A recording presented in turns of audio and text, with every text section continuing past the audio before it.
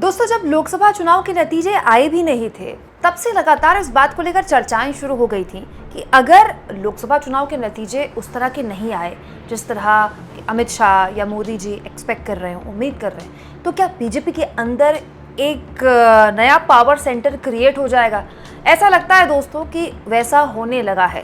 दोस्तों, नितिन गडकरी ने पिछले 2 दिनों में 2 लगातार ऐसे बयान दिए हैं जिसको लेकर सवाल लोग पूछ रहे हैं कि क्या नितिन गडकरी अपनी ही पार्टी और उससे भी ऊपर अपने पार्टी के आला कमान पर सवाल उठा रहे हैं, क्वेश्चन मार्क उठा रहे हैं। दोस्तों, ये खबर देखिए टाइम्स ऑफ इंडिया की, जिसमें ये बताया गया है कि गोवा में, जहां पर कार्यकर्ताओं के बीच थे नितिन गडकरी, गोवा में कार्यकर्ताओं को संबोधित कर रहे थे। बीजेपी एग्जीक्यूटिव मीटिंग पणजी में हो रही थी और इस बीच नितिन गडकरी ने जो बातें बोली हैं दोस्तों, वो न केवल बीजेपी की आलाकमान को आईना दिखाती हैं, बल्कि बीजेपी की भविष्य की राजनीति की ओर भी अग्रसर, किधर है बीजेपी, किधर जा रही है, उसका भी संकेत देती है। और एक बयान तो उनका इतना ज़्यादा एग्रेसिव है कि आप सुनेंगे तो आपको बड़ी हैरानी हो जाएगी। दोस्तों, उस बयान को सुनकर तो बहुत से लोग ये भी कहने लगे कि गडकरी साहब क्या मोदी जी को लेकर इस तरह की बात कर रहे हैं क्या। दोस्तों, गडकरी ने गोवा में बोला कि हमारी जो पार्टी है बीजेपी, जो है वो पार्टी विद अ डिफरेंस है। ये बात आडवाणी के दौर में कही जाती थी कि BJP is party with a difference, मतलब ये पार्टी बाकी पार्टियों से अलग है। हालांकि ऐसा कुछ संकेत इस पार्टी ने दिए नहीं है। हाल के सालों में, 10 सालों में तो वो मोदी जी जो कांग्रेस मुक्त भारत का नारा देते थे, वो कांग्रेस युक्त बीजेपी हो गई। मतलब बीजेपी में इतने सारे बाहरी आ गए कि पार्टी विद अ डिफरेंस का डिफरेंस ही खत्म हो गया।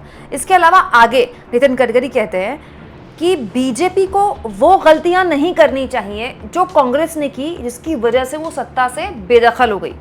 तो सवाल ये दोस्तों कि बीजेपी को जो कार्यकर्ताओं को जो मंत्र दे रहे थे नितिन गडकरी, वो कौन सी गलतियां कर रही है बीजेपी जो कांग्रेस ने करी, जिसकी वजह से कांग्रेस सत्ता से दूर हो गई। दोस्तों, आगे नितिन गडकरी ये कह रहे हैं कि लोगों ने बीजेपी को इसीलिए चुना है क्योंकि कांग्रेस ने गलतियां की थी और बीजेपी को उन गलतियों को करने से बचना चाहिए।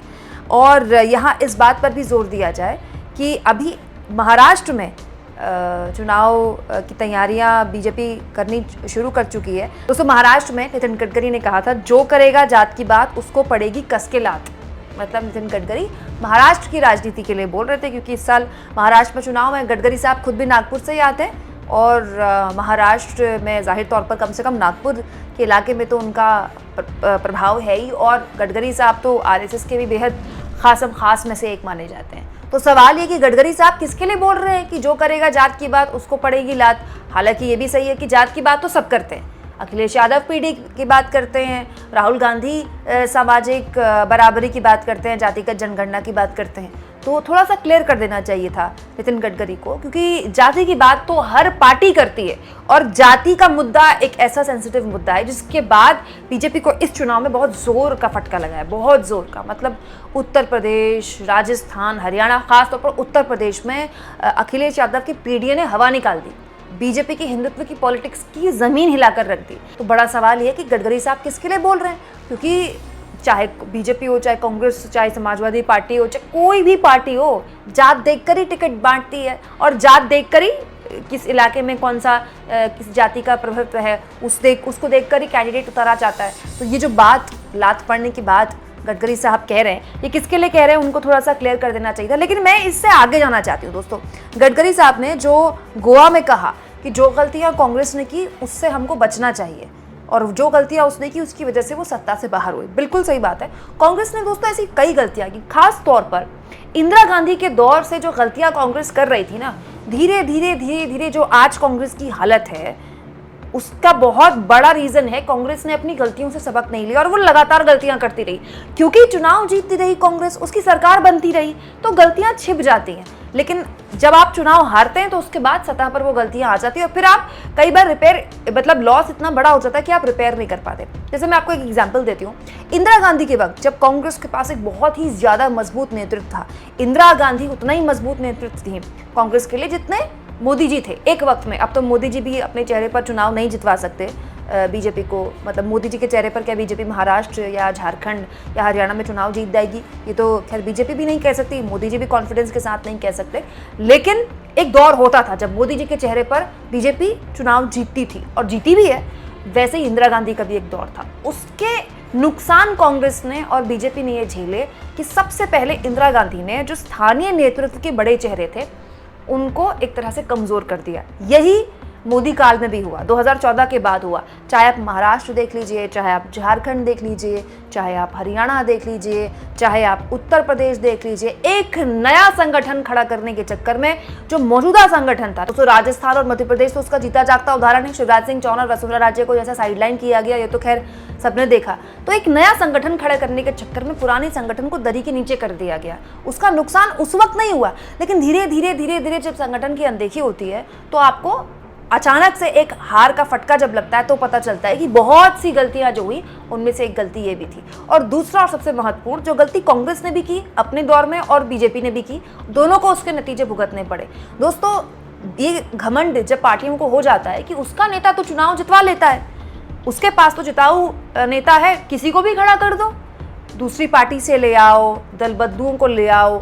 शुरुआत में बीजेपी को इसका फायदा हुआ, ये काम कांग्रेस ने भी किया अपने दौर में, कांग्रेस को भी फायदा हुआ। लेकिन लॉन्ग टर्म जो आपका अपना कार्यकर्ता है, जो बेचारा 20 साल से आपकी पार्टी का झंडा उठाए इस उम्मीद में कि टिकट मिल जाएगा, जब लगातार उसको ये दिख रहा है कि टिकट तो मिलना नहीं है, या तो मौजूदा सांसद को ही टिकट मिलना है या फिर किसी बाहरी को टिकट मिल जाना है, तब होती है भीतरघात। और इसी भीतरघात की लगातार चर्चा उत्तर प्रदेश में हो रही है। आप देखिए, बीएल संतोष ने जो विधायकों से बात की है, जो नेताओं से बात की है उत्तर प्रदेश को लेकर, वो मैंने खबर आपको दिखाई थी, जिसमें बताया गया था, रिपोर्ट दी गई थी बीएल संतोष को कि करीब 100 विधायकों ने भीतरघात किया। बीजेपी के विधायक बीजेपी को हराने के लिए काम कर रहे हैं। क्यों? उनमें से कुछ विधायकों को उम्मीद थी कि उनको सांसदी का टिकट मिल जाएगा, कुछ विधायकों को उम्मीद थी कि उनके अपनों को टिकट मिल जाएगा या फिर उनकी थोड़ी चल जाएगी टिकट बंटवारे में, लेकिन उनसे बात तक नहीं की गई। सीधे केंद्रीय नेतृत्व तय कर रहा है, स्थानीय नेतृत्व को दरकिनार कर दिया गया। ऐसा करके आप एक चुनाव जीत सकते हैं, 2 जीत सकते हैं, लेकिन क्या लॉन्ग टर्म आपकी राजनीति चल जाएगी?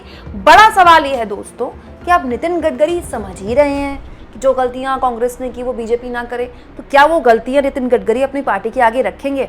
ये कह देना कि नहीं रखेंगे, दोस्तों पार्टी पॉलिटिक्स ऐसे ही होती है। कई बातें आप पब्लिक प्लेटफॉर्म में पार्टी को आईना दिखाने के लिए ही बोलते हैं, और गडकरी साहब तो इसके लिए मशहूर है।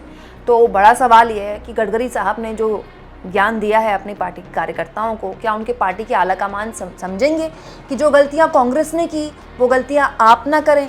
बड़ा सवाल यह है दोस्तों कि क्या वाकई में बीजेपी के अंदर एक पावर सेंटर जो धीरे धीरे क्रिएट हो रहा है, क्योंकि लोग तो ये कह रहे हैं कि गडकरी साहब के इर्द गिर्द कहीं अपने आप को योगी आदित्यनाथ भी देखते हैं, क्योंकि यूपी में जो हार हुई है, अब लोग तो ये भी कहते हैं इसका ठीकरा योगी जी के सर पे फोड़ना चाहिए। बीजेपी के अंदर एक बहुत बड़ा एक ग्रुप है जो योगी को इसकी हार का जिम्मेदार मानता है, हालांकि योगी जी की तो टिकट बंटवारे में चली नहीं। तो ये जो नया पावर सेंटर बीजेपी के अंदर क्रिएट हो रहा है, ये बीजेपी के लिए ठीक है? बीजेपी के अंदर लोकतंत्र इससे मजबूत होगा, पार्टी के अंदर डेमोक्रेसी आएगी, या फिर लॉन्ग टर्म बीजेपी को इसका नुकसान भुगतना पड़ सकता है? आप इस मुद्दे पर क्या सोचते हैं? कमेंट बॉक्स में जरूर लिखें, और जितना हो सके चैनल को शेयर करें, सब्सक्राइब करें, और थैंक्स और ज्वाइन के ऑप्शन से अगर आप चाहें तो कुछ आर्थिक मदद भी चैनल की जरूर करें।